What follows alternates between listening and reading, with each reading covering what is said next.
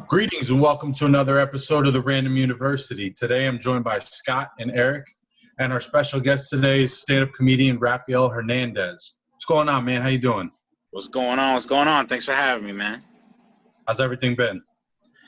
It's good. As good as it can be, bro. You already know what it is. Everyone's on everyone's on full Armageddon alert and shit. But I'm good considering, Yeah, pretty much. I understand that.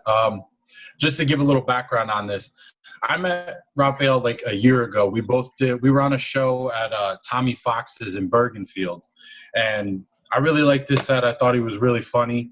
I thought the show went really well, so I wanted to bring him on and kind of talk about, how he got into stand-up, kind of like his influences, everything that encompasses stand-up. And this is actually the first stand-up based episode I've done, because the majority of the time I've done a lot of fitness stuff, but I kind of want to branch out into the other things that I do as well. So how did you get started? What fitness part, bro? What's up? You can have me as a before picture if you want to do the fitness shit, bro. I can't really help you out any other way. Don't worry, but I'm not on any of Brian's fitness ones. I stay out of it too. No, you were on one of them. Yeah, I went by Mr. Elastic. Yeah. Scott was on The Biggest Loser. He was the person that we had to teach on the episode because he had no idea what we were talking about. Yeah, I know. I still don't. Go on, bro. Sorry. All right. So, Raph, how did you get started in comedy? So I got started. I used to do spoken word, like poetry and stuff, like when I was like a teenager and shit. And from then I did some slams and some open mics and stuff. And I realized the vibe with when people do poetry, it's like the world is shit, and you know what I'm saying, the man, it's really hard, you know what I'm saying, you get real depressed later, you know what I'm saying, you feel like you live in a box. So I wanted to lift spirits a little more. I tried to be a little more funny, so I just did funny poetry. Some dude I know who did shows in Firewaters at Hackensack, liked it, had me do my poetry at comedy shows. And then I just like doing the comedy more, so I just stuck with that, Yeah, it's not a bad way to get started. Did you ever rap before? Yeah. There was a moment in time I did that too, obviously. Yeah. It's so funny. Yeah, I did rap. There was a dude, I forget his name. Or no, I can't forget his name. I did a show in New York at the Broadway Comedy Club. Have you been there? Yeah, once, twice. I did a show, and the guy I was on it with, his name was Gotham. And I was like, is that your real name, or is that like a stage name or whatever? He's like, no, that's my real name. I used to go by, I was a rapper. And I was like, that's so random. I've run into so many people who are stand-up comedians that are failed rappers.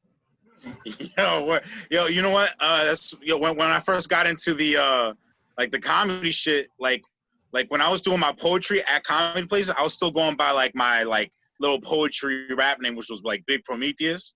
And then I tried to do that while in the comedy, and I was just getting roasted, bro. I was like, nah, I'm not going. I'm going in as Raphael Hernandez now. Fuck this shit. So these guys were I was getting lit on fire, bro. It was not good. So how long did you rap for then? Rap around the same time I did the spoken word. I did spoken word until I could get on beat, and then I was from there I was from 16 till I was maybe 22. Okay. I lived in Florida, and I had some friends there that we I mainly made beats though. That was my main thing, making beats. Yeah. I love making beats. Cool. Yeah, we used to rap some. Scott, how long would you say it was? I mean, successfully 0 years. Well, yeah, no, 17. Well, probably legit into it 9 to 10 years.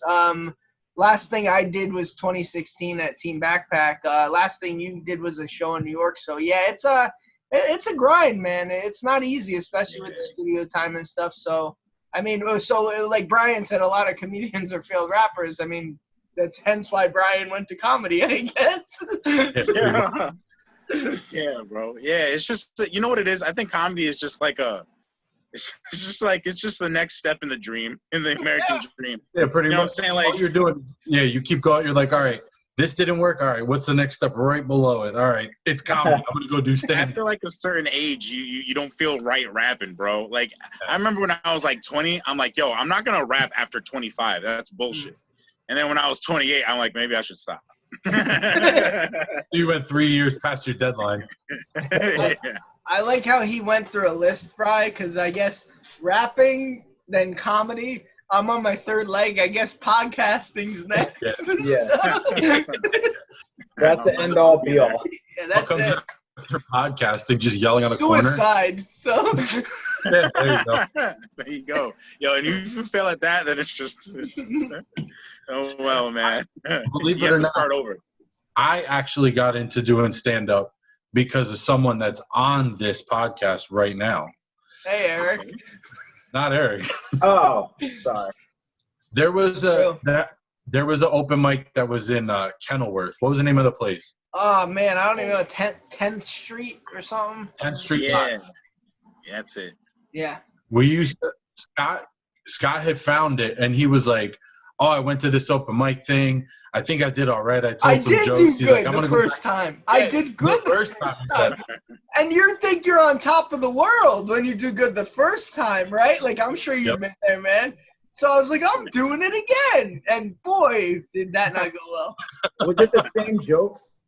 No, I didn't do the same. There's Brian is there. He'll tell you. And But I Brian, meant like maybe it's that first section killed it and then you changed it. And no, it's. I'm sure Raphael will get in there and Brian can. Like, it's. You don't know what crowd you're getting. Yeah. Yeah, it could be. Yeah, like my first time doing comedy, I definitely bombed hard, and then that joke that I bombed so hard at ended up being like my best joke. Later. Really? Like, you know, yeah. Was it more the crowd or you reworked it to make it funnier? I think it was my my delivery. You know what I'm saying? I definitely did work the joke, but also I just wasn't used to doing comedy in front of people. So as much as I want to say it was the crowd, it was just the crowd's reaction to me. You know what I mean? Like I was just mad nervous. That's what I think about that. It's like you look at like Kevin Hart, Dave Chappelle, like once you get to a certain level, no matter what you say, even if you like fuck up, people are going to find you funny. It's got to be so tough to kind of get to that point where you have your base, you have your people that think that you're funny no matter what you say. You know what I mean? Because I don't know. I always wanted to do it, but like I don't have the balls to go up and on a stage to do it. I get stage fright, but like that would be my dream job to be a comedian, to be honest. Right. Oh yeah, man. I'm hilarious. That's like the biggest thing that you have to. Yeah.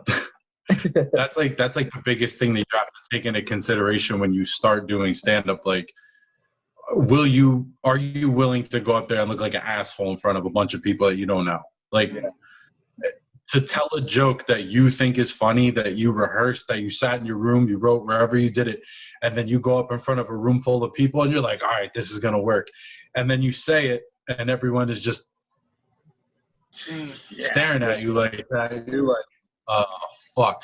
That feeling, that moment is so like heart-wrenching. It just rips everything out. And I think because I've seen people do it before where they'll come back like from a joke like that and they kind of pick it back up a little bit and like they kind of save face for the most part. But it's your ability to be able to take that and be like, all right, I'm gonna go sit down and stay in this room full of people that didn't laugh at shit that I said. Like that's the biggest thing. Yeah. I remember I did a show at Scotty's. Scott, I think you were there for that one. Yes. The one I had gotten like 2 or 3 other spots on other shows. And the set I did, I was telling it, I had a joke about like what's his face? Larry Nassar. The US Olympic gymnast doctor. You remember the one that touched all like, those people? Yeah. All the girls on the team. Not so funny, I had Brian. No, I had like a good spin on it. And like it was one of those jokes, like it was either going to like fucking kill or people were going to hate me completely. Yeah. I don't remember it 100%, but I remember the first time I did it, it actually went over well, and it goes into like stuff about Harry Potter and like weird different shit. But like the whole set went well. So I got like 2 or 3 other spots based off of that set. And I go to the next show. It was like a weekend, the following weekend. And I go up to the guy who's the promoter who kind of hired me for it. And I was like, hey, you know, you want me to do like the same set I did last week or something different? And he's like, oh, no, do the same set. It'll be perfect. And I go up and I'm the opener. And they call me up, they bring me up, and I'm like, all right, this is going to go fucking great. It killed last time. It's going to work again. And then I said the punchline to the joke. I think it was, it's insane that Larry Nassar got away with fingering little girls while the parents were in the room. I couldn't get away with stealing money from the bank in Monopoly when I was the fucking banker of the game. And like, silence. Fucking absolute silence. And that moment right there, I was like, fuck, this is awful. I had to do 8 more minutes on top of that in silence, the whole thing. Damn. Yo, bombing with the opener is the worst. That was the worst. Well, Raph, yeah, dude. Do you not, to hop on Brian's stuff with like an edgy joke, if you will, is there anything you don't touch? Like, is there a limit to what you maybe might write a joke about? Do you try not to? I mean, I'm sure now the political angle is just worn out. Do you not even touch that? Is there anything? I just try to be like, you know what I'm saying? I don't do tar jokes just because, like, you know what I'm saying? I feel like that's the easy target. And I try to stay away from gay and rape jokes unless it's really, really good. Like, you know what I'm saying? Unless I know I can get away with it. You know what I'm saying? Like, yeah, like, you know what I'm saying? Like, it's what you think. I mean, if you're good enough, bro, like, any comedian can get away with a joke to a certain degree. I mean, of course, like, you know what I'm saying? If the wrong person hears it, they're going to try to cancel you no matter what. But, like, you know what I'm saying? To a regular, rational audience, like, something that is regularly controversial can be funny. You know? So, like, I try not to limit myself, but, you know, just don't be a hack. You'll be fine. Yeah. The advice. Like the simple bullshit jokes, like shit that when you're sitting writing, like, you're like, all right, I know this is going to get like that common ass laugh pretty much. Like everyone just gives a, you know, and just get that noise. Rap, what's your writing process like? Like, how, if you sit down, like, do you set aside time to like, okay, I'm going to sit down and write jokes, or does stuff like kind of come to you? I wish. I try to set time, but like if I do, it really works. I you know, usually I just wait for sometimes someone will come to me, I'll write it down, and like the main thing, like my best jokes have just come from like an idea I really liked, and I just let that shit marinate. You know what I mean? Like I'll try at a mic here and there, but yeah, like, you know, just like keeping thoughts that I like in my head and just like, you know, keeping them rotating. Definitely trying them out, just because repeating them does help you think of shit. But yeah, of course. Yeah, just that. Yeah, I try to go with, and it's funny. We just did. I don't know if you're into like battle rap or anything like that. Do you ever? I don't know much about the scene, but it's definitely entertaining. You know what I'm saying? Yeah. Have you ever heard of Immaculate? Yeah. We just did. We did an interview with him. What was it, last week, Scott? Yeah. Yeah, we did an interview with him last week, and he actually said something that was really interesting, because he was talking about kind of how he goes through his writing process and like when he's preparing for a battle. And I kind of find comedy and rap to be kind of similar in that sense, because in rap, especially in battle rap, you have a setup and then you have a punchline because you are supposed to be going against someone. So comedy is kind of the same thing. It's a joke. So you have a setup to the joke and then you have a punchline. It's just a little bit different. But he was saying that his writing method, what he does is he'll longhand write everything and not have it rhyme. So he'll write out exactly what he wants to say, and then he'll go back and he'll read it over, and then he'll make it rhyme. Which to me, that's like, it's like genius in a way, like to come up with a method like that. Like it's never crossed my mind to do that. Like most of the time when I write, it's like, I mean, I might sit down, like seriously be like, okay, I'm going to set aside an hour and sit down and write jokes, maybe twice a month. But other than that, like most shit comes to me when I'm driving, or like I'm listening to a podcast or something like that, and they're talking about a certain topic, and I'm like, oh, this would be funny. This would be funny. Or if I'm sitting around and sometimes I'll indulge in marijuana. Yeah. Seinfeld actually said that. He said the best jokes are written on the back of a bar napkin. I mean, obviously that's an outdated quote because now we all have cell phones, but like it's something that comes to you and you have to just write it down. Well, J.K. Rowling wrote all the Harry Potter books on like a fucking napkin in a diner. I don't believe that somehow. That's a big ass napkin. Thank you, bro. Thank you. Yo, why wouldn't you say that? Like, yo, you know how many pages all those Harry Potter books have, bro? How does she write a smidgen on any fucking napkin? Know. What the She's like, can I get a wheelbarrow to get all these napkins out of here? There's a Dumbledore. I've got a Quidditch. Hey, imagine somebody walks up, lady, you gotta buy something. You can't just take all these napkins all day. Yeah. Ralph, back to Ryan. I just have to add on to what Brian was saying, like with the writing process and whatnot. So you said you stay away from certain jokes. Now, do you have a backlog? It's kind of like, I guess, when you rapped, right? You had a backlog of written shit if someone asked you to spit a bar, right? Like you just had a backlog of like stuff you could rap, but you went with like the crowd you were rapping for. If you knew there was a certain type of people or like, let's say females are present, maybe you rap a girl verse to try to impress them or whatnot. I used to try that and got shut down tremendously a lot.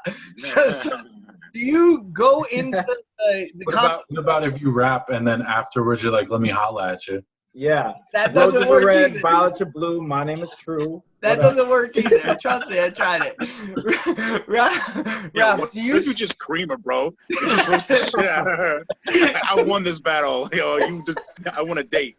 That's a 3-0, bitch. So, Ralph, do you scour the crowd and like, all right, I can't say certain jokes here. Maybe that, there's a bachelorette party. These jokes might not fly. Do you do that, or you go up with a set list and whatever it is, it is?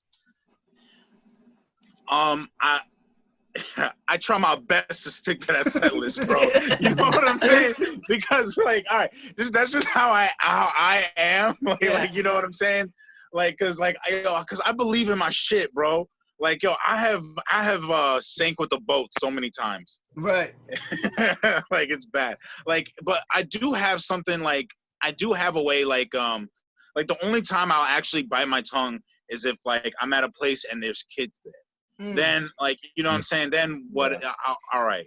But other than that, bro, yo, we're all adults. Like, you know what I'm saying? And I can handle the consequences of my actions. You know what I mean? So I'll just try to I'll try to be true to myself and just let it rip, Yeah, no, good for you, man. A lot of people wouldn't.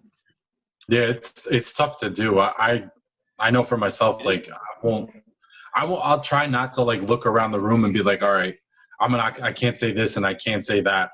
Because then you censor yourself, and like you said, like you come up with a set list. Yeah. Like the way I come up with stuff, like I have all my jokes in my head. I keep them, but I'll make like a checklist more or less. And for some reason, that's the way I remember it. Like I can close my eyes, like when I blink and I see it.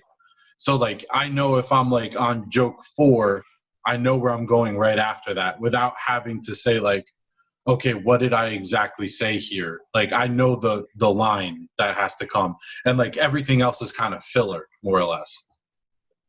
Yeah.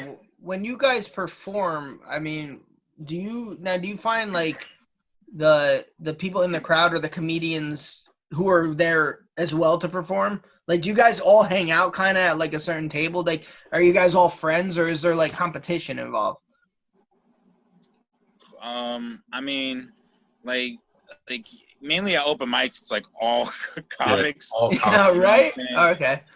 Yeah. And for the most part, I think most comics and I speak like I'm a big part of this. Like a lot of comics are awkward and don't know how to like I used to think like, yo, people don't fucking like me, and then I just realized like, you know what I'm saying, they just react to me the same way I react to them.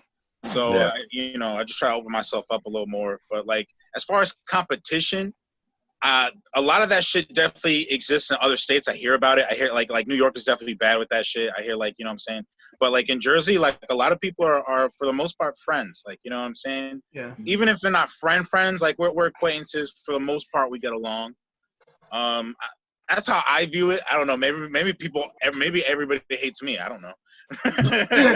Like, I think we get along all right. You know, I think it's a respect thing, though, man. Like, look, you could say like Brian or you or whoever goes up there, like, I may not think you're funny, but it's not easy, and not a lot of people have the balls to do it. So, like, it's almost like when one of you guys make it from a local club and you get there, and it's from like a Jersey area, like, you guys in a way all make it in a weird way. It's like, you know, all right, he was the one who broke through, but good for him type thing, you know? Because I've just been to too many like open mics where like there's like the drunk dude on the mic who shouldn't be there to think that it takes balls to get on stage. Yo. I think, you know what I'm saying? I've seen too many shit-faced people, like, you know, I've seen way too many people bomb on that shit. Yeah. Have you ever had to deal with like a drunk heckler just like in the back, just like, how do you deal with that? Do you make fun of them? Yeah, I've been to Lyndhurst. What do you say? Damn, I missed it. I've been to Lyndhurst. Yeah. Nah, man, the best, it depends, man. Like, if it's someone, it depends how close. Like, if they're far away and they're not that big a deal, I can get away with the, hey, shut the fuck up, and I just keep going with my joke, everyone laughs. Like, you know what I'm saying? But like, if they're like a nuisance and they could be a distraction, you know, you don't want to ignore it, because then that makes you look like weak. Like, you know what I'm saying? I try to acknowledge it and then try to make a joke out of it. I don't try to make them my enemy, because then that just makes them come for me more. Yeah. But that definitely is last case scenario. And sometimes last case scenario works, but that's mainly how you want to go. Just like a quick little dismiss, then try to deflect with a joke, and then fuck it, roast them. You know what I mean? Right. Yeah. Mm-hmm. Have you ever had one that just like went too far and it went wrong? Yeah. Shit. Yeah. Oh, I don't know about went wrong, but there was one time, like, I had the crowd and there was some guy heckling, and I just gave him too much attention. I went right to roast, and everyone turned on me. Nobody liked that move I made. Everyone turned like, oh, you're against us? All right, bet. Like, maybe they all knew the guy. I don't know. There's probably some handicapped fucking war veteran you were just bashing. Yeah. Probably, man. But do you think it was because what you said was like more on the meaner than funny side, or they're just like, it's us versus him? You know? I think I was just visibly annoyed, and that threw off the vibe. Yeah. It's tough because what you're essentially trying to do is you want to get everyone in the room to like you. Like, right? You only have like 10, 15 seconds to get everybody to kind of get on the same page as you and like you as a person. Because if you don't do that, then they're not going to get like your sense of humor in a way. Like, they're not going to laugh at your shit. And then when you have something like that comes up, then now they can say, even if they don't know that person, they consider that person like part of the group, and that's them. And now you're attacking them, and you're the only one up on the stage here, so you just look like an asshole pretty much. 100%. Yeah, you got to have the crowd on your side. Like, they got to be your friend, and that guy got to be the outsider. Yeah. Maybe I'll try one night and just walk around beforehand and just keep buying everybody drinks and be like, I'm up pretty soon, so just gotta make some friends. That's what I do whenever like there's like a really rough crowd, man. Like, I remember I went to this place, this show at the time over in like New York somewhere. I don't even fucking remember where this place was. Some big hotel thing, and there was like a wedding there. Like, so people were celebrating, like the show was at like right by a bar, and there was like some people celebrating a wedding at the bar. So obviously no one's listening to fucking comedy, right? So what I did, I was like, yo, I'm just gonna go celebrate with them. I just met mad people, and then when I went on stage, they were like, oh shit, it's that guy. Like, you know what I'm saying? So they all listened because they thought I was their friend. That's pretty. No, that's good fucking marketing, man. That's good. Did you ever want to give up? Was there ever a time you bombed, like, and you were like, fuck this, I'm done? Dude. Big yes. Yo, I bombed so hard one time that, oh man, dude, a friend of mine put me on as the headliner, right? My first time headlining. Shit. Bombed worse in my life. Dude, I had no idea that this place, like, he should have told me, like, yo, this place is like a little, like, progressive, like, you know what I'm saying, like, sensitive. I didn't know that, you know what I mean? So they were extreme left. How many people would you say was in the crowd? Was it a big crowd? there was maybe 12 people. Like, you know what I'm saying? I thought you were gonna say like 50, like 100. Oh, 12 Not extreme even, left bro. liberals, and Yeah. Rafi's headed up there. you're like Trump, am I right? Exactly, bro. And like I don't lean either way. Yeah. But fucking Neither like does 8 of the 15 people were there were cool, but I didn't realize that 1, it's like a pretty like liberal spot, Mhm. and 2, that there was a reporter there writing a story about the stand-up scene in Jersey City, right? The worst. Yeah, the guy who put me on the show failed to mention any of this to me, right? But whatever, I go up and I'm thinking, all right, I'm gonna just do my shit that I know works. Like, you know what I'm saying? Like, these guys seem a little raunchy. I'm gonna go for the raunchy a little bit. You know what I mean? And so I was just, you know what it is? I opened with a trans joke. Oh god. And your wardrobe, did you have a MAGA hat on too? Bro, No, RIP. not at all. He has a MAGA hat on, Not and he at opens all. with a trans joke. I think that's what did it. I opened with a trans joke, and it's like, it's not even like my material's that bad. I think I just opened with that, and it was like, you know, it was like, you know, cute little trans, not cute, but like it was like, I was walking down the street and I bumped into somebody, and they're like, and I told them like, hey, watch where you going, you son of a bitch, and they're like, hey, don't assume my gender. You know what I'm saying? I identify as the daughter of a bitch. Like, I'm sorry. I was just trying to call your mom a bitch, not be on the wrong side of history. Like, that's the joke. Like, you know what I'm That's saying? not bad, yeah. And they But just, like, you know what I mean? Like, so I was like, I apologize in the joke. and what was the reaction though? Were they booing, or like was it just silence? The reaction was silence from that one side of the room that had the reporter and like the manager that worked there, who I didn't know that was the manager working there, or I never would have picked on her. That comes later. Dude, yeah, it was just such a shit show. It's like that side of the room was so serious that they made the funny side of the room serious too. And I try to save it with like a miscarriage joke. Yeah, I would. That's what you went with? Because I wanted to double down. I thought I could, you know what I'm saying? Like, like, you know what I'm saying? I was like trying to hype myself up for the show, listening to like Matt Patrice O'Neill. I was like, you know what I'm saying? I was like, this is like an end my career tour. Listen, exactly, bro. guys, Like, I learned the lesson now. I know the trans I joke know. is a little too much, but I'm gonna lighten the mood with a little miscarriage joke. A little miscarriage joke. This is a solid joke. It was just terrible. Do you find that it's worse to bomb like that in front of a smaller crowd or a larger crowd? Oh, thank God I haven't bombed like that. I think it would probably worse with a smaller crowd, bro, because you see everyone's face. Yeah. Everyone's expression. You see how disappointed everyone is. You see everybody upset they paid for a ticket. Yeah. It's like, I'm so sorry I made you come. you ruined so many first dates and shit. At least statistically, a big crowd, like maybe 2 people, be like, "Hey, man, I was with you." But, yo, that night, nobody, bro. I would love to see the article the reporter wrote. Racist comedian tells dirty jokes. Dude, I think my boy who put me on the show just talked to her, and she didn't mention it afterwards. Because I was like, yo, thank God. I mean, fuck it. I mean, you know what? I should have let her write the article. What would that have done? Yeah, like, bad publicity. My views go from 0 to more. Yeah. Yeah.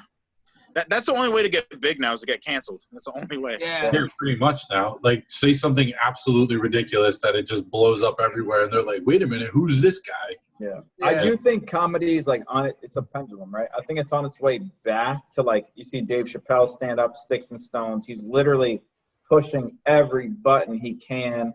Bill Burr, like all of them are just swinging it back. And I said that I was like, they're pushing it way too much where you can't even. It's not even funny. Like they get it. A lot of big comedians. Like I used to love Amy Schumer, and then she would just go up and she's like, all right, guys, I'm going to talk to you like a teacher. You know what I mean? But that I feel like, and everyone's like, all right, we don't want to touch this. And now it's like kind of cool to go back and be edgy. You know what it is, Eric and Ralph, I'm sure you might agree with this, and you too, Brian.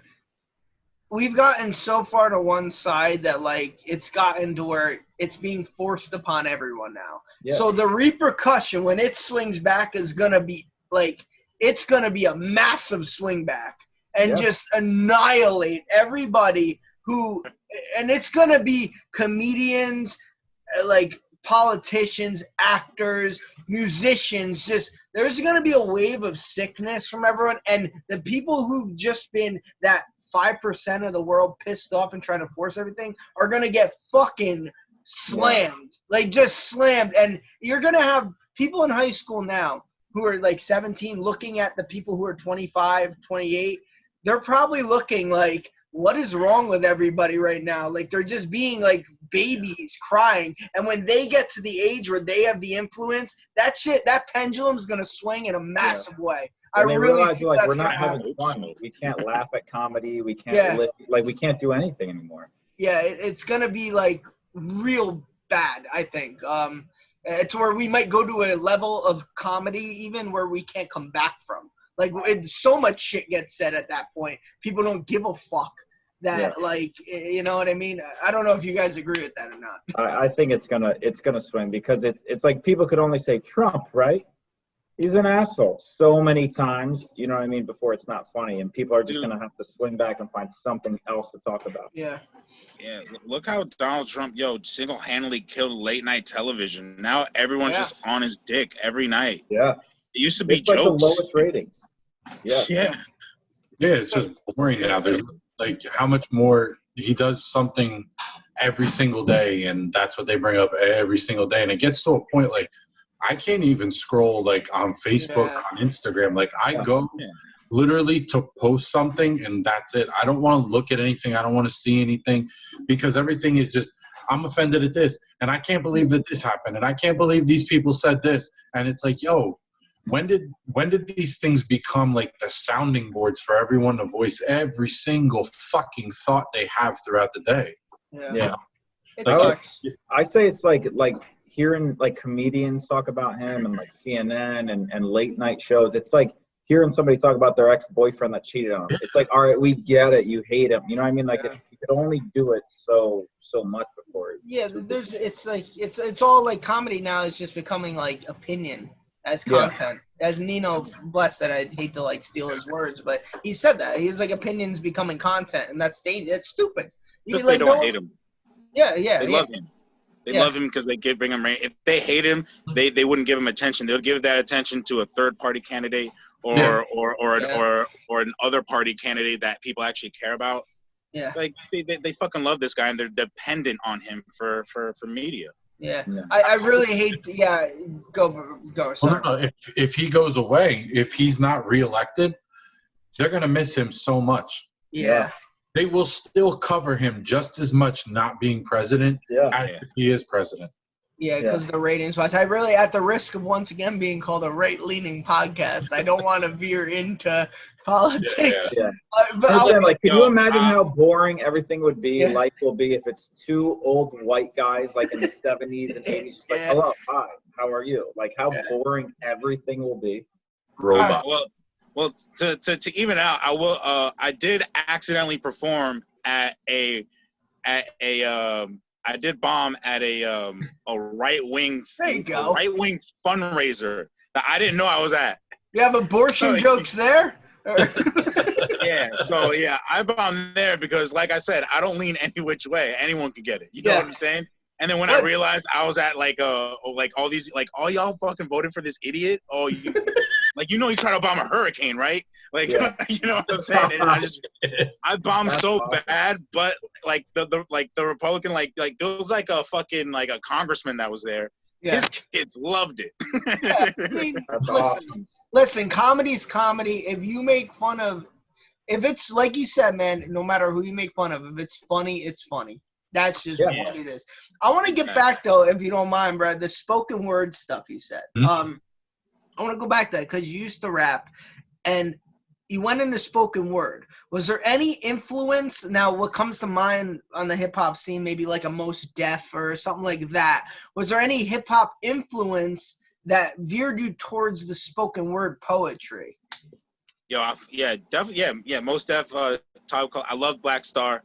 I love Saul Williams up until I found out he like stole most of his shit. Mainly like my history teacher. I had a dope ass teacher named Mr. Batanzas, who was who like it was his first year teaching when I was like a sophomore. He was like, you know what I'm saying? He was like 28 years old and shit. So he was like a younger dude and shit. He just put me on to like mad like music. Like he put me on a Black Star KRS-One, like even some of his stuff. Like it was because of him I found out about the pyramid and I went to EOW a couple times. Like, you know what I mean? Just you know, yeah, man, just a dope teacher who just taught me about the culture. You know what I'm saying? What teacher was it? Like an English teacher or? A history teacher, Dr. Batanzas. He rapped and shit too. He was with the group Third Eye Navigators. I don't know if you ever heard of him, like Supreme Wisdom, Check the Rational. I don't know. That's like, cool though. Yeah. Awesome. Yeah, man. That's cool to keep doing it, especially while you're teaching too. You know. Yeah. Yeah. Now, I wanted to kind of get away from any of like the political stuff, but Scott veered off of it already. Just because this is a topical thing, and I think that personally, it's ridiculous. It's extremely funny to me. The whole Jada and Will Smith thing. I want to get your guys' thoughts on that. That shit broke my heart, bro. Yo, that dude. Yo, my dad was a big Will Smith dude, and always showed me his videos and stuff. Like I know all about how his dad had made him build like a wall brick by brick. Like, you know what I'm saying? Like all that, like those stories and shit. I had been familiar with them. And like to know like that he spent his life being like measuring up to like to be the man he should be, and he still got played. Yep. Like, you know what I mean? It's just like, fuck, bro. But I feel like this is the thing with that. There is a level of blame that has to kind of get placed on him because he's been the number 2 guy in her life since Tupac. And he's always tried to like, he put himself in this spot. And it's funny. Yes. There's a thing like people that are, there's certain people in the world that just have this energy and they attract people to them no matter what. And it's like, it's something that you can't explain. You'll find yourself around this person for some reason and you're like, you know, they can't do anything wrong. There's nothing that they could say that could be wrong. And you find yourself just kind of drawn to them. I feel like she's one of those people for him in the same sense, like a cult leader is to their followers. You know, if a cult leader steps up and says, oh, you know, follow me, this is the way of life, everything like that. And then people eventually, they follow that person. You can't, if you were to go up to any one of those people and kind of ask them, like, why do you follow so-and-so? Like, why do you do everything he or she says? And they kind of get brainwashed a little bit. But I feel like that other level of having someone that's like kind of like a magnetic energy like that, I feel like she's one of those people. And she can do no wrong. And she's kind of brainwashed him with all this shit like, oh, we have an open marriage and, you know, it's not my job to make him happy and it's not his job to make me happy. But the one thing she had said on her fucking show was, I haven't been happy in so long. I thought that wasn't his job. You know? And to me, listen, outside of all the semantics of the entire thing, let's just flip this. Because if Will got involved with a 23-year-old girl who had mental health issues that came to him for guidance and he started fucking her, people would want him dead. Yeah. But with her, she can parade it around and put it on her fucking show and get great ratings. That to me is ridiculous. The one thing I'm confused about, because I watched part of it, he said, I was done with your ass. I was done. So did he break up with her and then he went and she went and was with this dude August? No, they said that they had some sort of agreement. But when he said we were done, like he said, I was done with you. Maybe he didn't mean it, but like at the time, like he was saying, like if he said I'm breaking up with you, we're done, and then she did that. I don't know, man. I feel like he was being sarcastic. Like when he said, I was done with your ass. Like, no, you fucking weren't. Yeah. I don't know about sarcastic. I think he was overcompensating though when he said it. Yeah. Like he was just saying that because he got played. I don't think he has that much control in the relationship. No. Dude, did you see his eyes? Like, did you see his eyes? He looked like he was dying. Yeah. Poor guy. He looked like he'd been dealing with it for a while now, and it finally just came out. You know, if he has that If he has a Men in Black thing, he can erase his memory. He was like a family friend, right? Like that guy was like went to them and Dude, hung out. that was his son's friend. Yeah. That's his son's age, and that kid had problems. So they're like, "Hey, Dad, you want to help out my friend?" Yeah. It's like, okay. Like, Fuck That is guy. crazy. My dad's Will Smith. He can help you. He built a brick wall.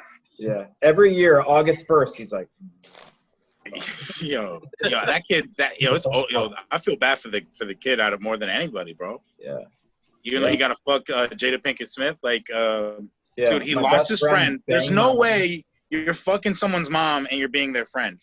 There's that friendship is over. I'm sure. Yeah, but I think he'd fucking sign up for that. I don't think he cares about the friend. He can find another friend. He can't find another hot mom. Yeah, exactly. He lost that. He lost Jada.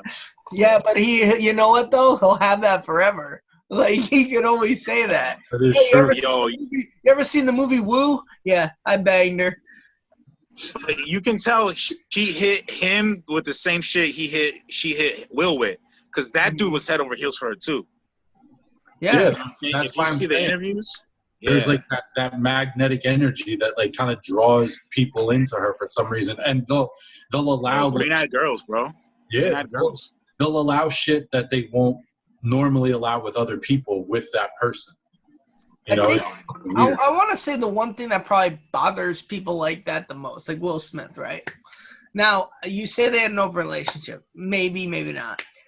Think about the amount he passed up because he was let's say a loyal married guy, right? So the first thing that probably comes to a guy like Will Smith's mind in his head is the people he could have. You go what I'm saying? Like every time Miami comes on, he could bang everybody in the club. Yeah. And that has to be the worst part because like I'm sure people have been there, even whether it's like high school relationships or college relationships where it didn't work out.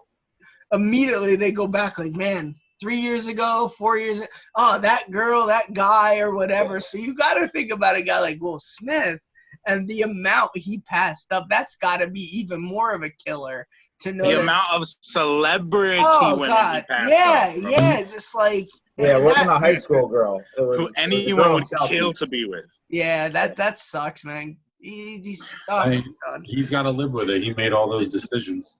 Are they back together? It seems like it. Yeah, it looks like that. She took him back. Bad marriage for life. That's what they said, right? Yeah. Fucking retarded. Oh my god. Yep. You think Will talk to his sons like, stop bringing your friends over here, like that? Like that's great. Like think about August like, going, hey, Mrs. Smith, how you doing? And she's like, oh, good. You hungry? And then Will's like, I'm gonna go out on a business trip. And next thing you know, like this dude. That's like a porno come to life for that Yeah. kid. That's what's crazy. Like, you know, growing up, you always watch I like to say growing up when it's like 6 hours ago, I watched this porn. But you like the kid grew up on Pornhub. He's probably watched this scenario. Yeah, I know. It's crazy, man. You feel I feel most bad for the kids because, like, yeah, you know, how young would he kids have don't been? even respect them. Yeah, No. that sucks, man. Yo, you know, Willow Smith wrote a letter to Tupac. He's dead. Yeah, but yeah, Willow Smith wrote a letter to her mom's old fling. like, hey, I never met you, but yo, you seem really cool, and you're almost my dad. Like, you know what I'm saying? Like, wait, hold on. How old? I don't know the details. How old's Willow? I don't know. Maybe by now she's 16, 17. So, I have no idea. So wait, does she not know Tupac's dead? Like, why would you write a letter to someone who's not alive anymore? Because her mom always talks about him. It has to be the only reason why. Yeah, she won't shut up about him. That's fucking sick. Willow Smith is 19. It's utterly disrespectful. So when Willow was born, Tupac was dead for 5 years. Yeah. Jaden's 22.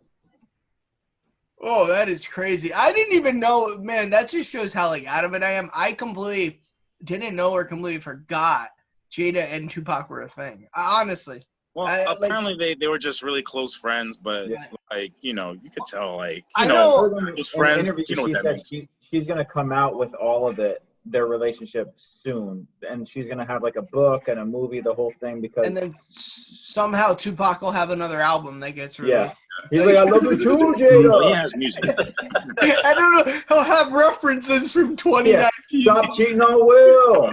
Got the COVID-19 and I'm still banging. What? Oh, this is my least favorite mom. I wonder what he meant by beer virus. Oh, I love it. I love Pac. All right, I want to do one more thing. Now, Rap, this is going to be just for you. It's kind of like it's a who's better type thing. I'm going to ask you, and it's going to be based off of comedians. All right? Okay. So just quick answer. You don't have to give an explanation. You can if you want. But I'm just going to ask you like 5 of them, all right?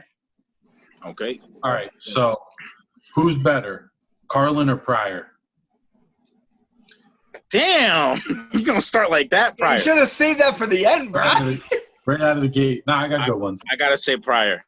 Okay. I think Pryor's a little more consistent. All right. Hate your guts.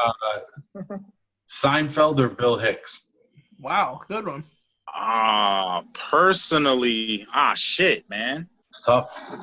Yeah, because like personally, I just fuck with Seinfeld more, but Bill Hicks definitely has done more for like the I guess the art, you would say. Bill Hicks is they're underrated. completely different. They're Yeah, completely very different. different. I'm gonna have to give it to Bill Hicks. Okay.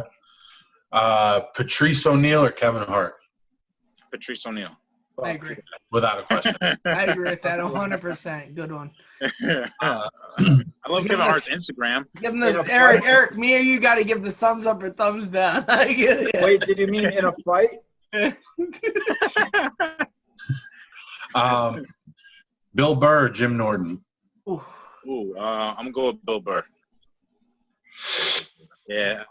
Fucking That's tough because I like Jim Norton. Bill Burr's my favorite. He is. Norton has just had so much influence on me as like my sense of humor. Your I just always have. personality? Yeah, I just have to go with him. I do. I have to go with him. Yeah. I got the Bill Burr influence, man. Like after seeing his special, I definitely wanted to like get it into comedy. Did you see where he bashed Philly for 14 minutes back in 2006? That is phenomenal. Yes. That is. I visit that clip like a lot. Yep, that's the best one.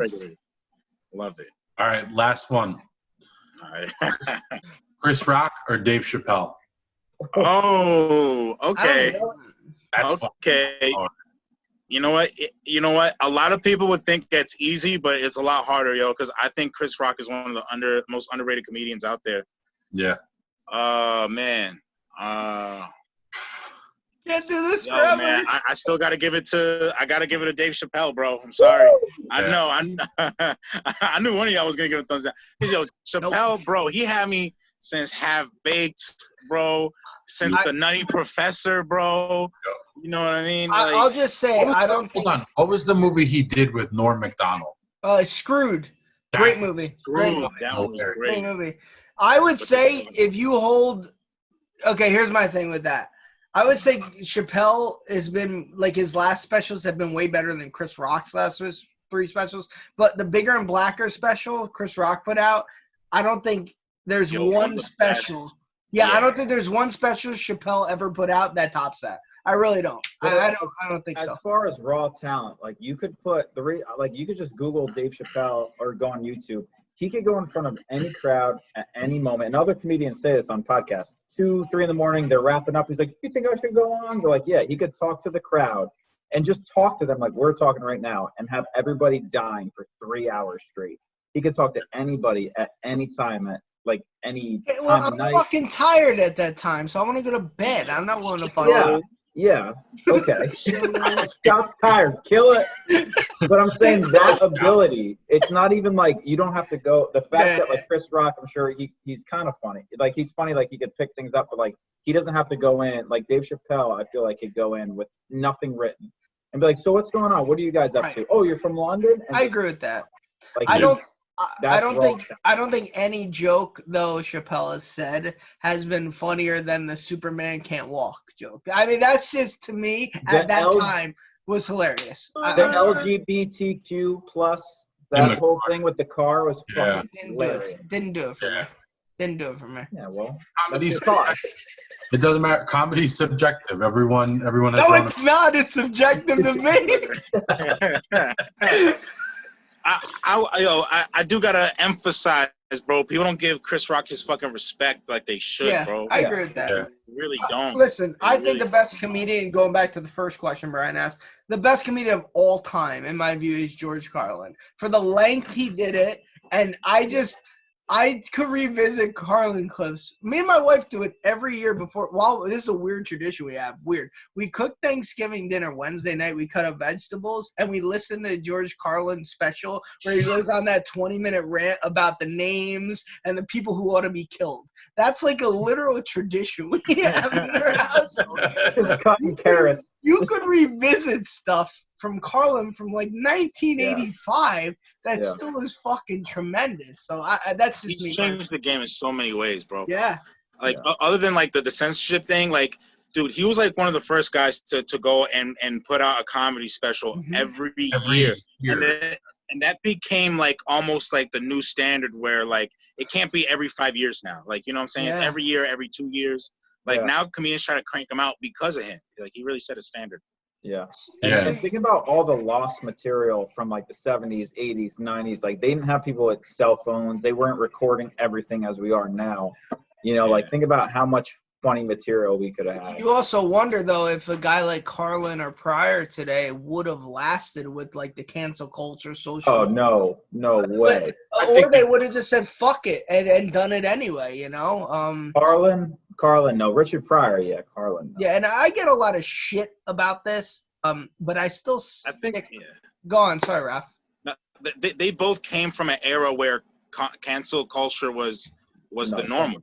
You know what I'm saying? Was the norm. Like you know what I'm saying? They're the one who set the path for non-cancel, like for people to express themselves. So I don't think they would be phased by cancel culture in any way.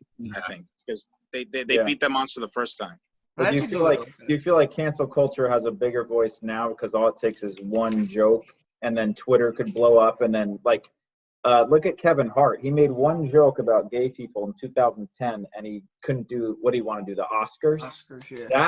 That's if you look at that and he apologized how many times, like that's psychotic. And he apologized. That's where he fucked up. He apologized.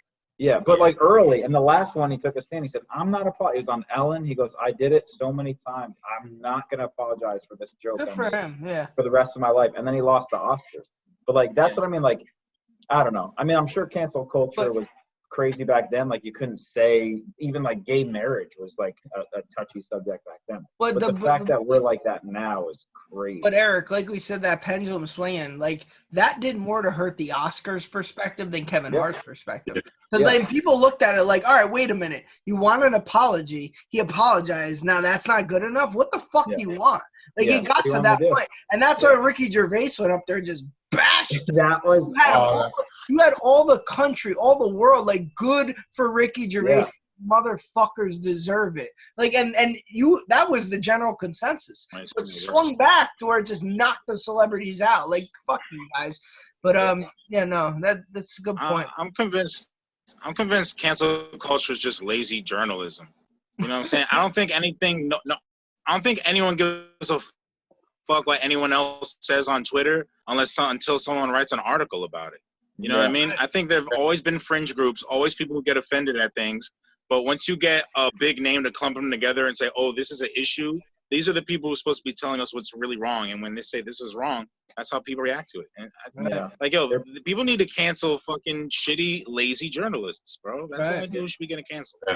They're pretty much like proofreading grammar Nazis. You know, they're like going through, like not even paying attention if it's funny. And they're like, oh, can't say, nope, that's wrong.